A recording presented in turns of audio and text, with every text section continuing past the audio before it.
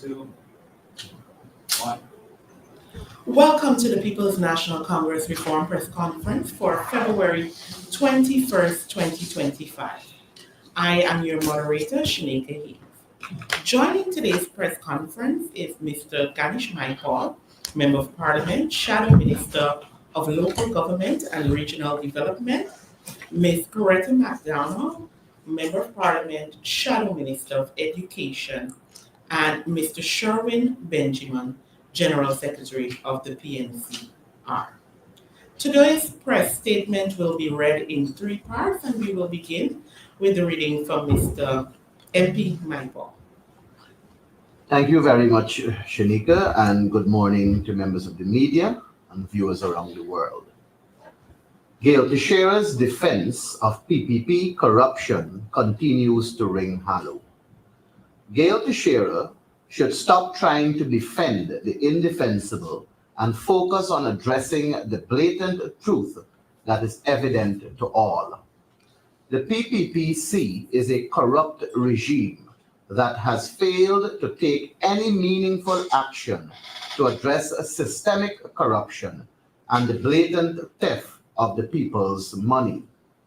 In defending her corrupt government, as highlighted in the Transparency International Corruption Perception Index report, she claimed that Guyana has, over the last 4 years, made serious efforts to improve its anti-corruption framework and systems, as well as to enhance accountability and transparency.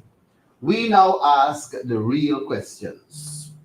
Having Sue in your living room making deals and facilitating bribery for contracts, is that the improved anti-corruption framework, Gail Teixeira?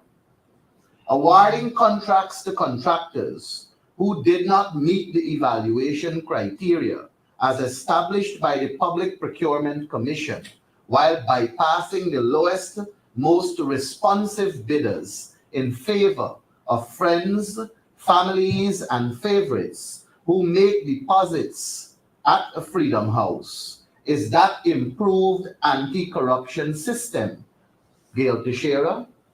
Allowing ministers to secure government contracts through third-party associations and ensuring that PPPC executive members receive the majority of contracts in specific regions. Is that transparency, Gail Teixeira? Stymieing the work of the Public Accounts Committee, which has yet to examine any year of the People's Progressive Party administration, largely because this very Gail Teixeira, who claims her corrupt government is championing accountability, piloted a motion to change the quorum requirement for PAC. Is that accountability, Gail Teixeira? The last time the PAC met was in October last year. Is that the accountability you speak of, Auntie Gail? Instead of shamelessly defending the indefensible, the PPPC government should do the honorable thing. Admit that corruption runs deep within their ranks and take immediate steps to clean the house. The people of Guyana are not blind, nor are they fools. The truth is glaring, and no amount of spin can erase the facts. As for Gail Teixeira, it is not too late to choose honesty over deception. History will not be kind to those who knowingly enable corruption. She must decide, will she stand for truth, or will she go down as yet another willing accomplice in this disgraceful legacy of corruption? The time for excuses is over. The people demand accountability. The engineers' bill should be sent to a special select committee and not be withdrawn completely from the National Assembly. With reference to the engineers' bill, Bill number 21 of 2024, we have learned that the bill was completely withdrawn from the National Assembly because, according to Vice President Jagdeo, it was prematurely tabled in the first place. Let me say from the outset that the opposition supports an engineer's bill, a piece of legislation that is needed and is being called for by both the Guyana Association of Professional Engineers and the University of Guyana Faculty of Technology and Engineering. It is my understanding that when a bill is tabled in the National Assembly, it is first rigorously debated and approved at the executive level in cabinet. I know that Bishop Edghill received the green light from his cabinet to proceed with the engineer's bill. Therefore, learning from Jack Dio that it was prematurely tabled is yet another act of throwing the noisy bishop under the bus.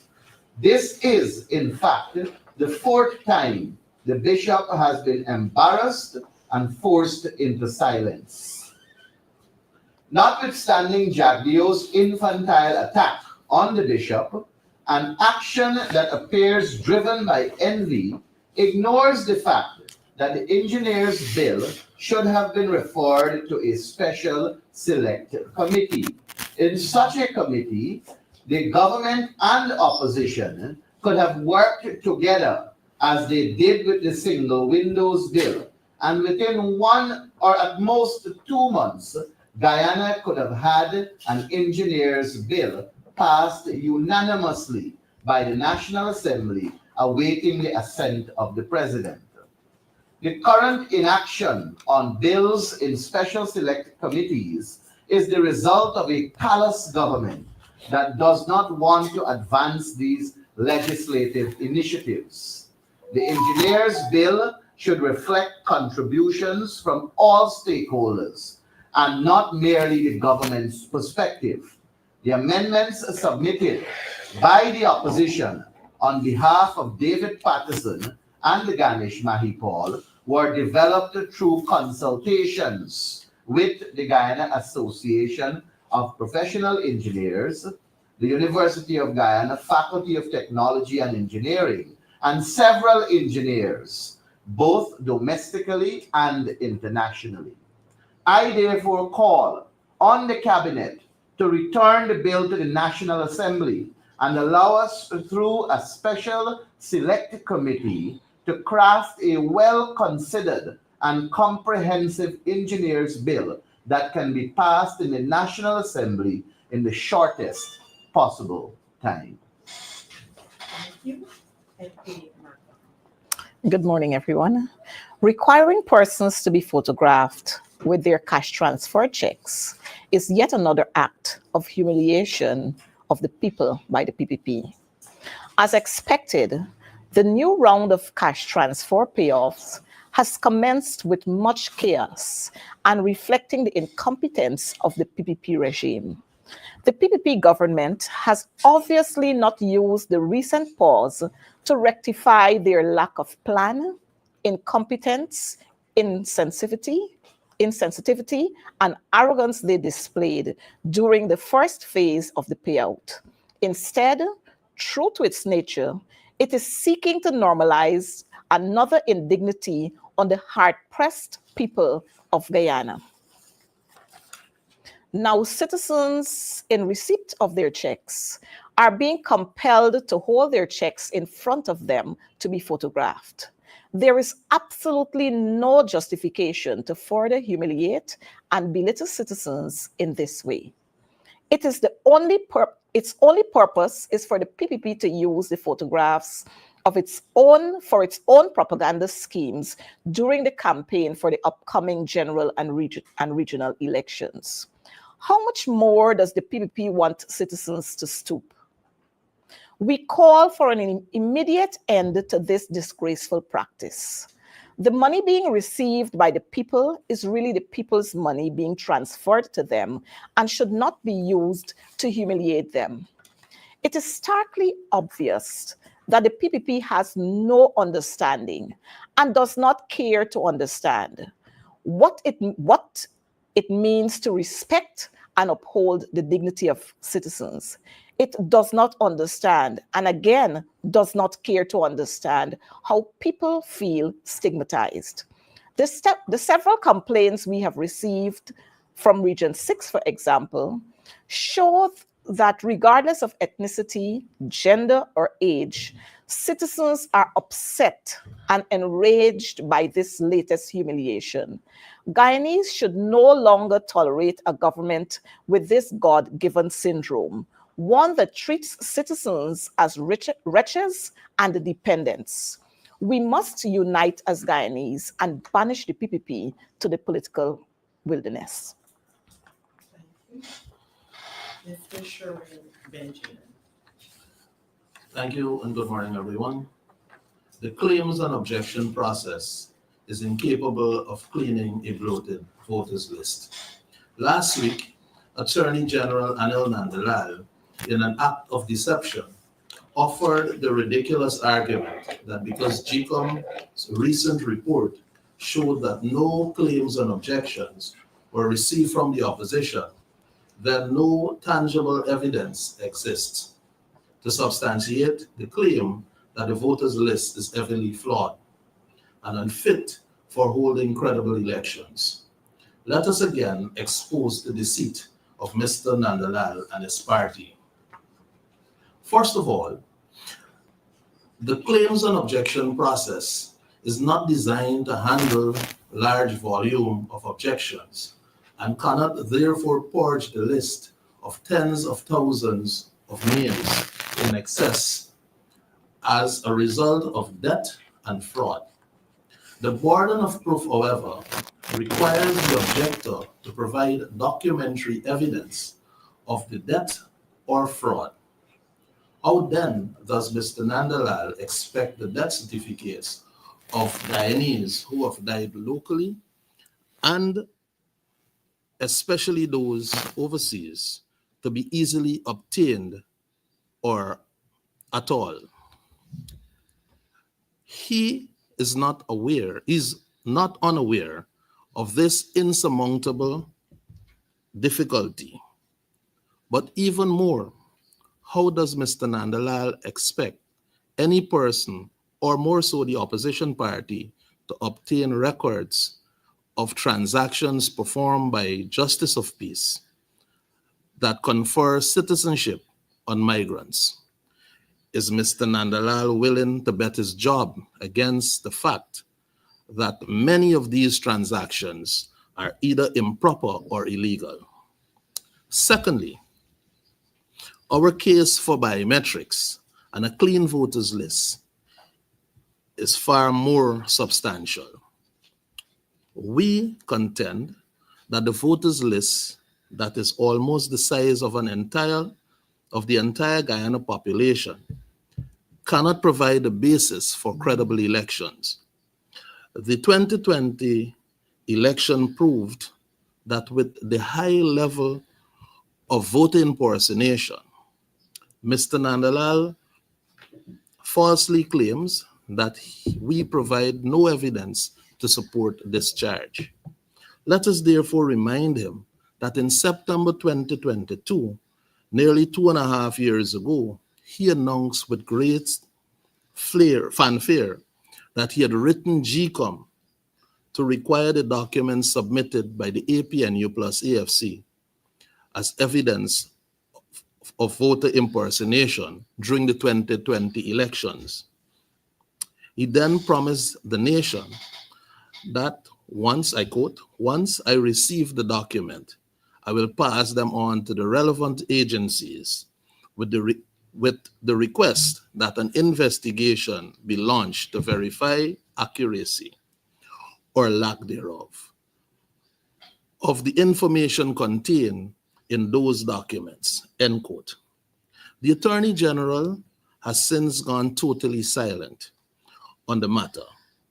We again call on him to report to the Guyanese people whether, one, he did submit the APNU plus AFC documents to the relevant government agencies for verification, and two, what are the formal responses from those agencies?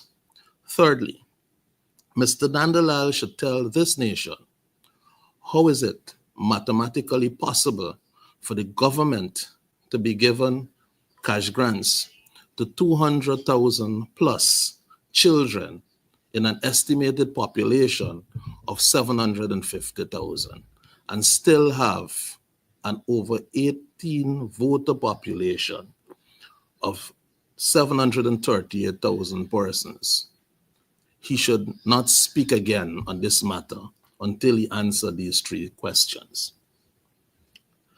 We in the PNCR APNU are unshaken in our belief that the PPP has engaged in voter impersonation in the 2020 elections and voter fraud in the 2023 local government elections.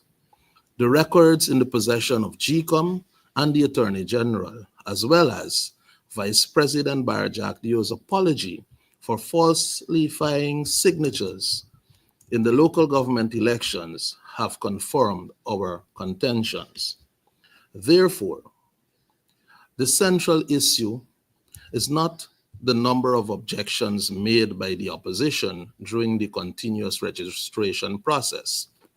The central issue is the continuous bloating of the voters list to the point where soon there will be more voters on the list than the country's estimated population. Only a party intent on fraud, as the PPP is, can be comfortable with this situation. Thank you. At this time, I open the floor for questions on the first statement. Ms. Wetland. 1 minute. Hello, good day. Yes. Svetlana Marshall from News Source. I'll start off with MP McDonald. You spoke about the cash grant, and yesterday the Vice President also addressed this issue, saying that the Ministry of Finance has been instructed to simplify the process of receiving the checks. Are you satisfied with that? Are you satisfied with that instruction at this point in time? Given that the issuance of the grant is now in the second phase, we've seen that at certain locations, very chaotic scenes, persons collapsing reportedly, and fights breaking out and so forth, long lines. What are your thoughts on that? And how could the government at this stage simplify the issuance of the grants? The Vice President also spoke about in the future utilizing financial applications to simplify it, but that's in the future. That's what. So I'll ask my other questions subsequently.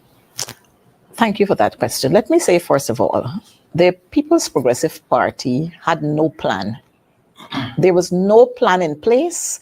This cash grant was simply an act of, again, trying to cajole and fool the Guyanese people that they're offering to them some sort of relief.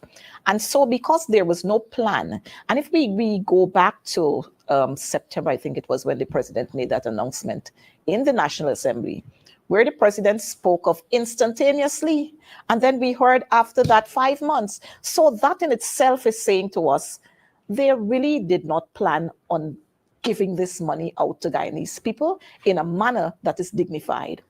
And so when the vice president is coming now to say to us, just the same way he said to us on his return from the US, what happened on the East Bank Public Road, it's the same way he's saying to us now. He's instructing or making a request to the minister with responsibility for finance to simplify.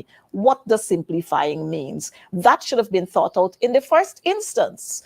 And if that was thought out in the first instance, then we would not have had senior citizens standing in long lines, pregnant women standing in long lines, fighting, people fainting. We would not have had that. And so that should have been the first thought. What they're trying to do now is to cover their tracks because they've been lambasted from every angle. They're trying now to cover their spots. But we've said it before and we're going to say it again. What they should have been doing then is to offer the payouts via people's bank account.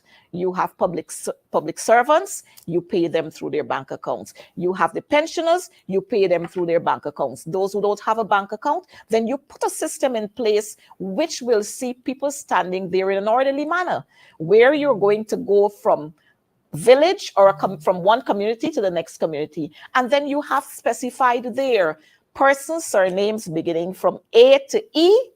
Those are going to be distributed from 8 to 10 or from 8 to 12. And then we have the others coming from 1 to 4. In that way, it would have been dealt with earlier, rather than you having everybody lining up there. Persons with their surname beginning with S, persons with their surname beginning with Y and A, everybody lining up there, only to be told when you get in front of the line that your name is not there, you have to re-register. So this simplifying of the cash grants or the handout of the cash grants is just another way of the vice president trying to, one, pull himself away from the confusion that he himself would have caused. And he's trying to save face by saying we will now simplify.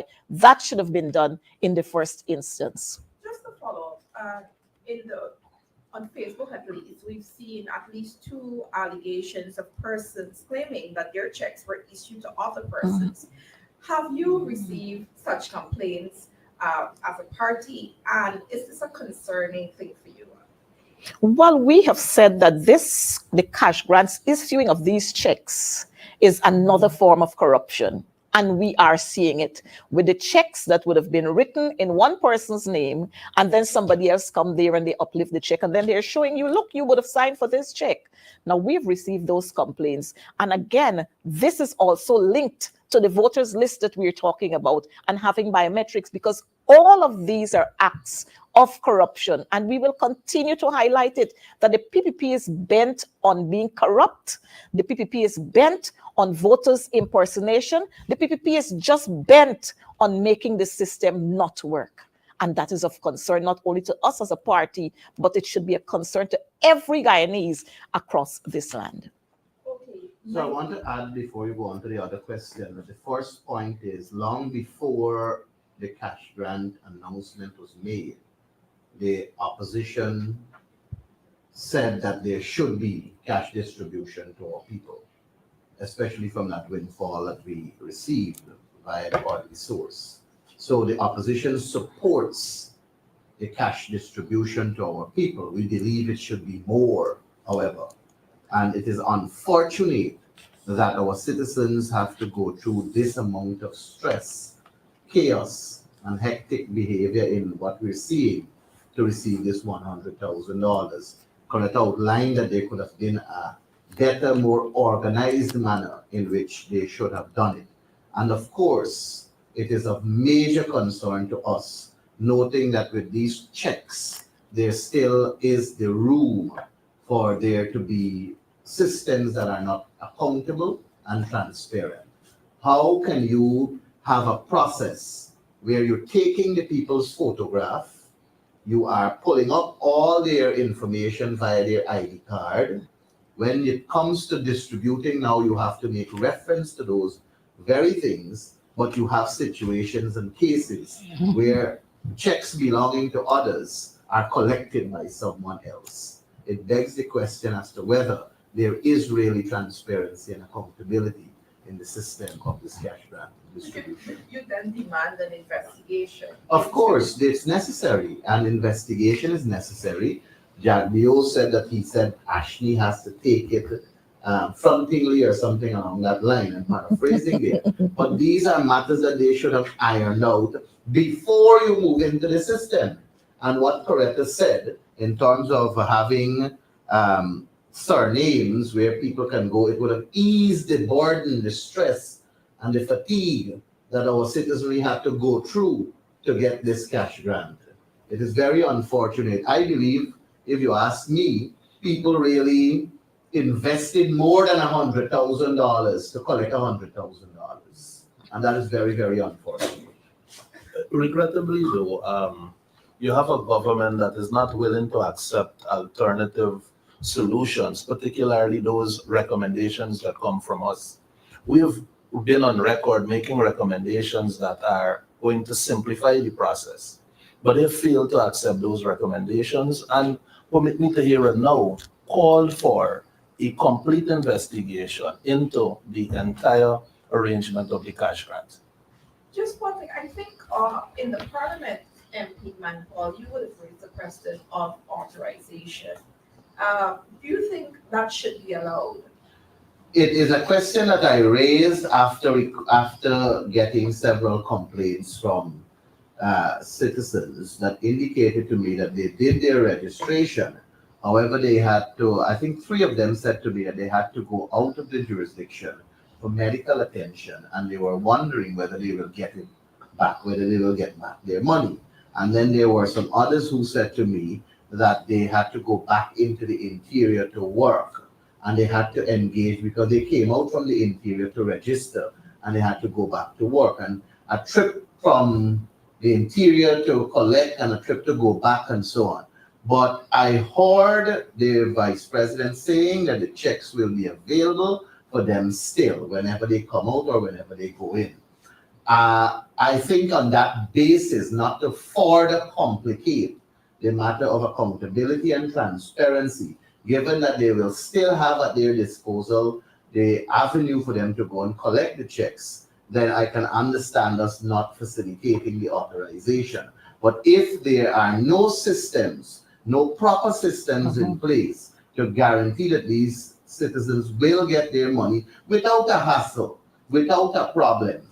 But we do recall, Svetlana, from history must inform us, right? And we recall the COVID cash grant.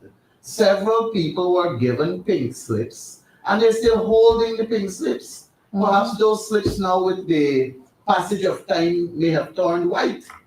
But the fact is several persons are holding their pink slips, awaiting that $25,000, and there is nowhere in the future that you can see them getting it.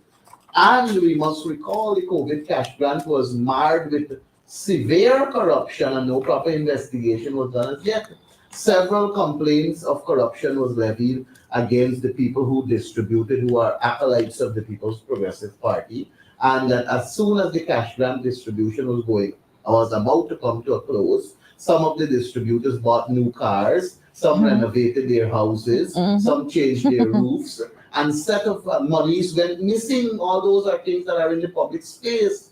But the government did absolutely nothing to show that the process was in any way credible. And they move now to a second phase, and again we are marred with a series of allegations that can only leave one to conclude that this government strives in these degree of confusion because it facilitates the corruption to grow. You can go ahead. Okay, great. My second question is to the General Secretary. You spoke about the voters list, and this has been an issue that has been repeated almost every week by the party. Now, the Working People's Alliance, partner of the PNCR, based on some agreement, would have said that there is need for mass demonstration, enough with the press statements. Reports suggest that the Working People's Alliance would have submitted maybe a paper on how to effectively implement this mass demonstration. Could you say that that paper was submitted? And is the party, as the main opposition party in the country, prepared to lead mass demonstration to ensure that its demands are being heard? And is there any meeting scheduled with the Ghana Elections Commission? Because the commission is constitutionally responsible for the generation of that list. Those 2 questions for now. I can say that we are in talks with the WPA. In respect of submitting a document, they may have done so. In respect of having the party lead mass demonstration, it's not off the cards. We intend on taking every possible action to ensure that the list is clean, is sanitized, and to ensure that we have biometrics for the next elections. But we have to also understand that politics is a fluid thing. And whilst we may take strong positions, we have to understand that we have an elections that is due and one that we can win, given the magnitude of the corruption we are seeing on a day-to-day basis by the PPP. And therefore, we have to act swiftly, smartly, and ensure that we have a list that can guarantee credible elections. I was going to ask if you believe that you could win with that list that you've, spoken about largely. But also, I know the party or the opposition would host weekly protests in front of JICA. Do you think that people are really moved by the issue? Do you think people are really concerned about this list enough to even participate in a demonstration, not a violent demonstration, as the WPA explained, but a mass demonstration to ensure that the issue is highlighted, probably in a different fashion? Or do you think people care enough about the list, or people just want to vote and have the elections over with? Svetlana, we will win the next elections. There's no doubt about that. The country is right now fed up with the People's Progressive Party and how they're administering the governance of our country. The few that seems to enjoy and like what is going on are within the rich bracket, and they are getting richer because there is an attempt to keep friends, families, and favorites comfortable in the arrangements that are happening. The majority of people are suffering in an oil-rich economy, and we as a country, we are too rich to have our people this poor. What is of the major concern here is free, fair, and credible elections, and elections that are free from fear. And in order for us to have that, it requires GCOM to get its act together and facilitate free, fair, and credible elections. That is what is necessary, and that is what the people are clamoring for. And with reference to whether we think people are concerned, yes, we do believe that people are concerned about the list, and the persons that you see out there that are advocating are the bold ones. But there are several people who are in communication with us, and they are also pushing from different fronts to have a credible list. You see, elections start the process of having free, fair, and credible elections does not only begin with that list. The system to rig the upcoming elections, the PPP to rig the upcoming elections, began from the time they changed the requirements for a birth certificate in this country. When they moved that amendment in the National Assembly and passed it with a one-seat majority to have some person of reputable standing or a justice of peace, as they say, reputable standing or a justice of peace, to just sign off and verify that this person is a Guyanese by birth. That is where it began. So the system requires to have a real investigation to ascertain. And that is why questions are before the National Assembly to know the number of persons that have since acquired a birth certificate, and to look at that trend and to do an analysis to know directly where we are. The party, the PNCR, is working very hard to ensure that we keep track of what is going on. We are constrained by the lack of information, but we are not we're not living in a bubble, so to speak. We are well aware who is responsible there at GRO, Bishop Edgill's brother, and we know his connection to the People's Progressive Party, and we equally have no trust or faith in the manner in which he's operating. Just two more questions if I'm permitted. Yes, Mr. Adam Harris, and I'll come back to you. Mr. Harris? A very good morning, all. A question from Mr. Bell. Sir, you said that PPP might have been disingenuous when they said, well, there were no claims and objections from the PNCR. Now, one of the things I was asking over the months was, there were reports of Venezuelans registering, and the leader had said that the party was keeping a list of these suspected or suspect registrations, sir.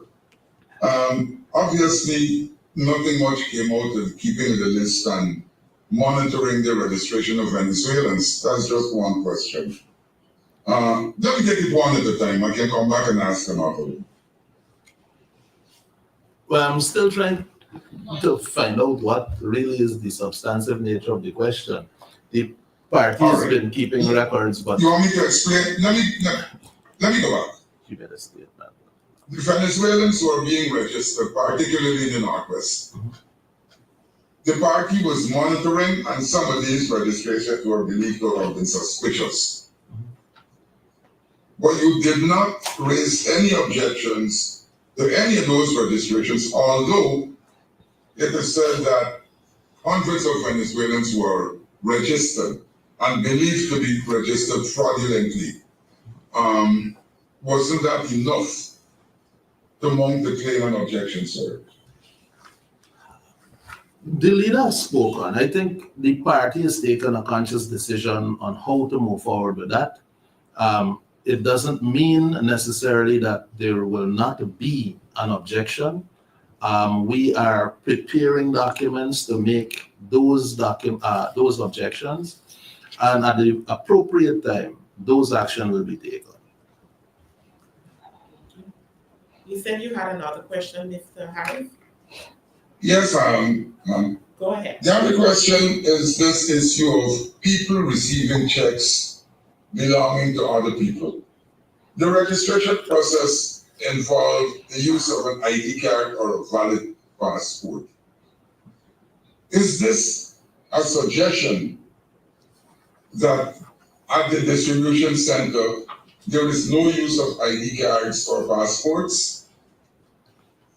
Adam, we answered that earlier. It was posed by Svetlana, and succinctly, to put it succinctly to you, we believe that there is need for investigation into the cash grant distribution because of those revelations, and we believe that it is necessary for us to have greater accountability and transparency in the way the system is going.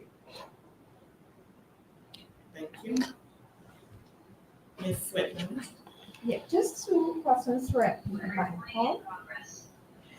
You spoke about the engineers bill and the need for the government to have that bill brought back to the House and to be sent to a select committee.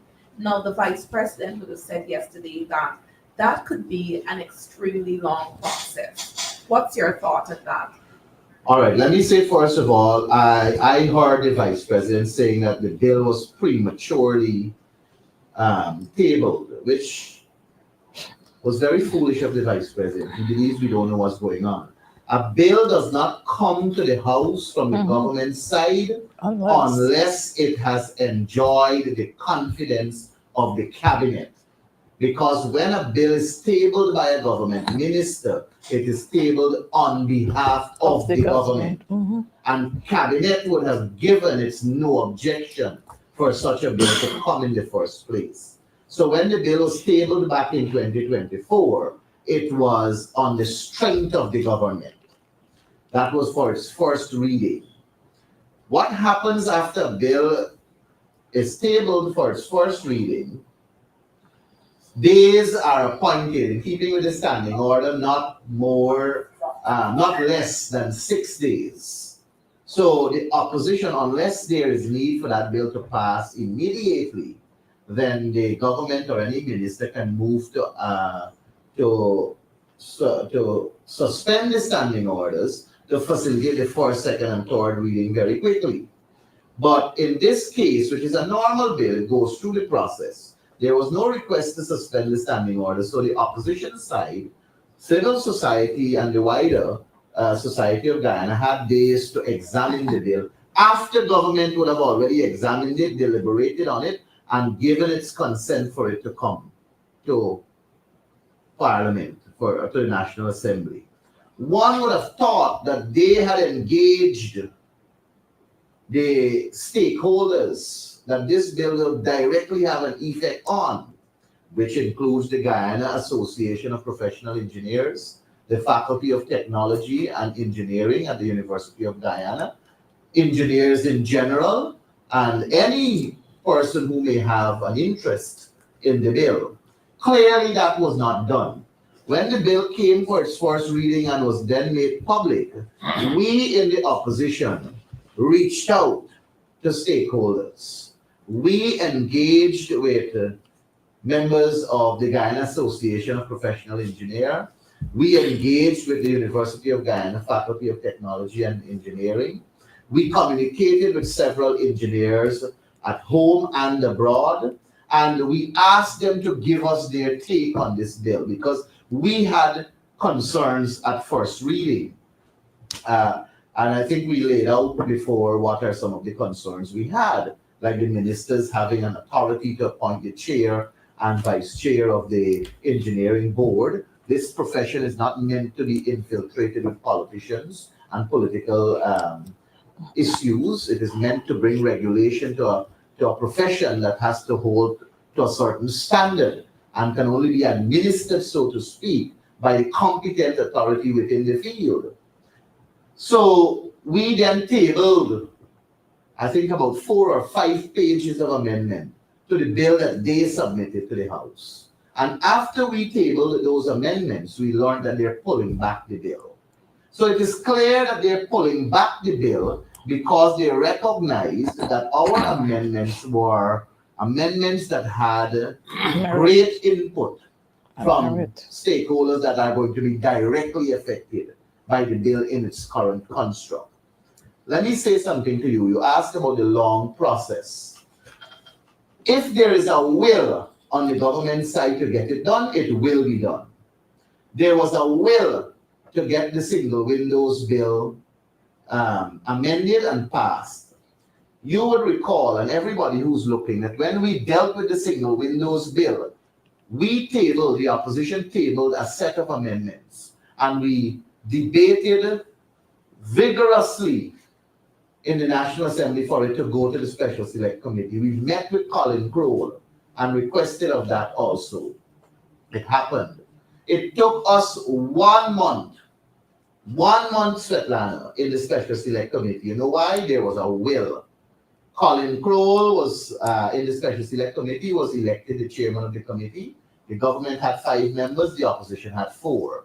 In that committee, we met, I think, 3 or 4 times. And we examined clause by clause, we made the amendments, our amendments that were suggested, a majority of it was accepted by the government, and the bill came back to the House in 1 month. And in that 1 month, we all stood up and we said that it's a well hammered out, a well thought out, and a very good bill for the benefit of the people. The bill is right now the bill has turned into an act with the assent of the president, and it's now being rolled out. That can happen with this engineer's bill. There is a will on the opposition side to have this engineer's bill passed.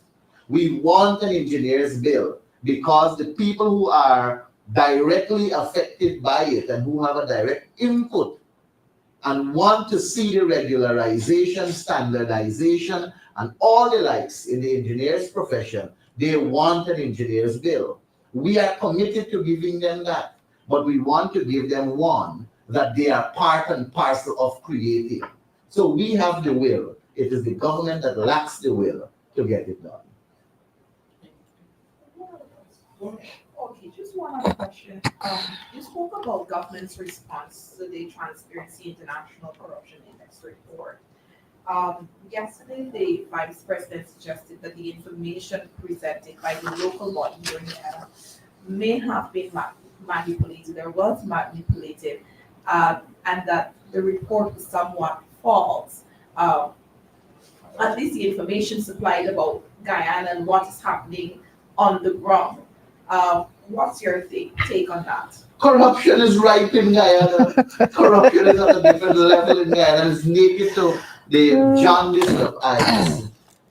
I outlined it. Sue was in the living room of the vice president making deals. You mean to tell me that that is false? But he also compared what transpired under the coalition and what is happening now, suggesting that there have been improvements compared to what transpired under the previous administration. There's no improvement. If there was improvement, then you would have seen a report that from Transparency International that would have shown the coalition in bad standing. They never showed any bad standing for the coalition when compared to what is coming out now. And the PPP is not now known for corruption. The PPP has been engaged in corrupt practices since the 23 years they spent in government and had no time to look after the people. And I made this point in the National Assembly.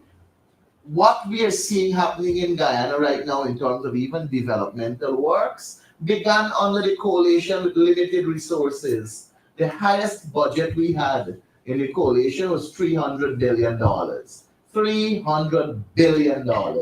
But we started to improve the road networks in this country, and they're just continuing on that strength. We started to build roundabouts. They're improving on that strength with the resource that they have. We started to focus on the improvement of our sea defense structure. They're improving on that now with the resource that they have. Are they doing it to the best of their ability in terms of focusing on the technicalities and the scope that requires an input of greater interest to last long? I don't think so. But several of what they're doing, they're improving it on what began under a coalition with less resources. And it cannot be compared, the corruption now and then, because the amount of people who are complaining about it, just to name one example, the tender board, and I've been saying that umpteen times. When we were in government, the tender board had oversight from the opposition. When we were in government, the PPP had members on every single tender board in the respective regions. So there was oversight by the opposition, and the opposition could have spoken at length about corruption if they wanted with their evidence. They had none. But we have several evidence to support corruption at a different level under the People's Progressive Party. Look at the Tapui contract, the Bellevue contract for the pump station. We see the state it's in right now. That, what's his name, Mikhail Rodriguez, should have never been given the contract in the first place. The Public Procurement Commission established that.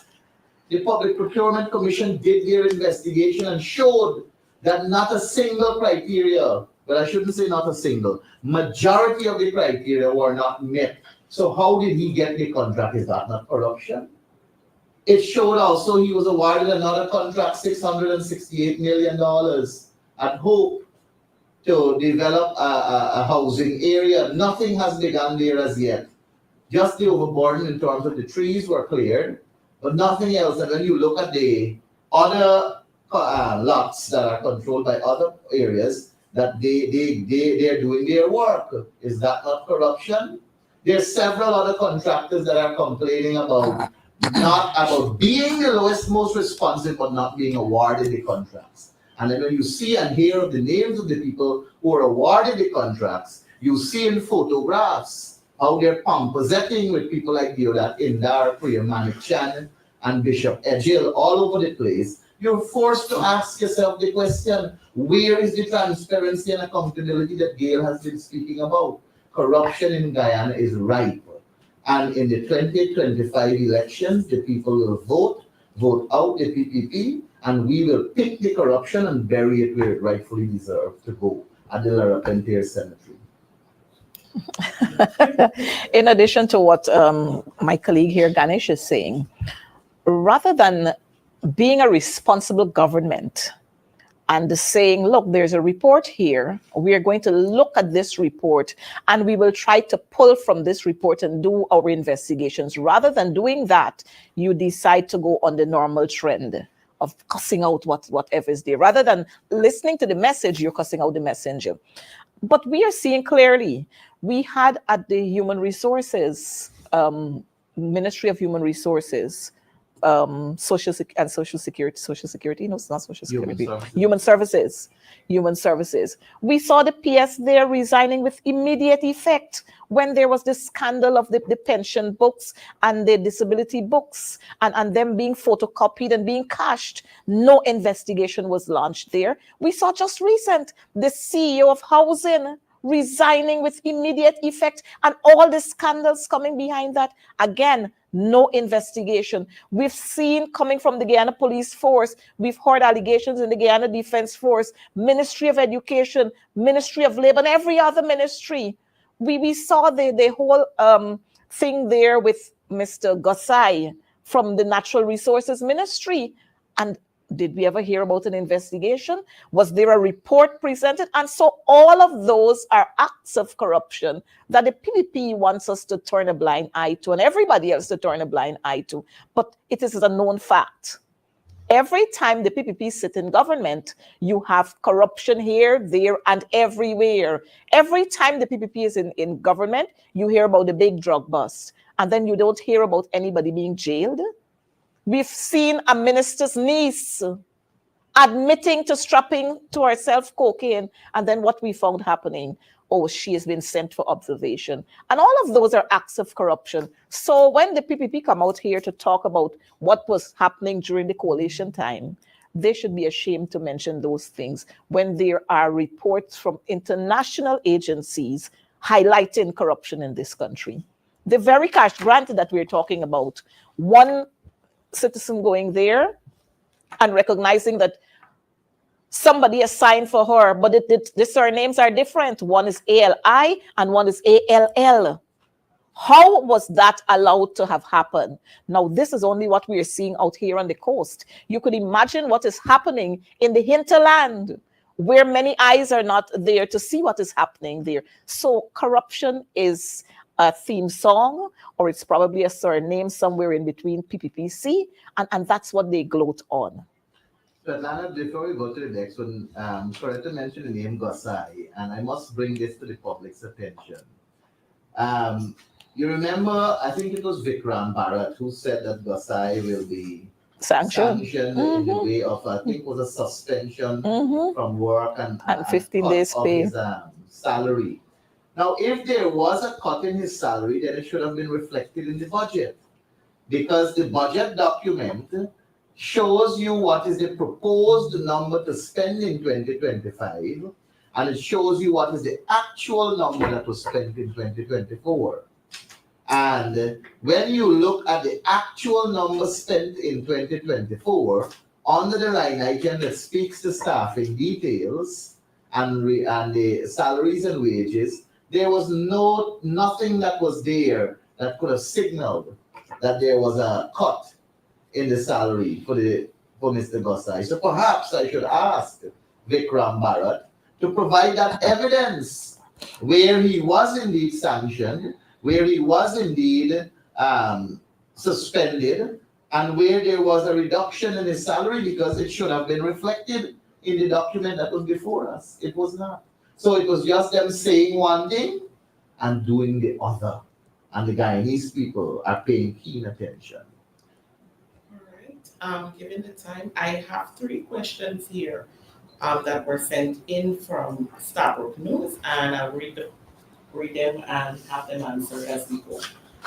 The first question is, what is the status of any of the alliance talks between the party and any other party at this time?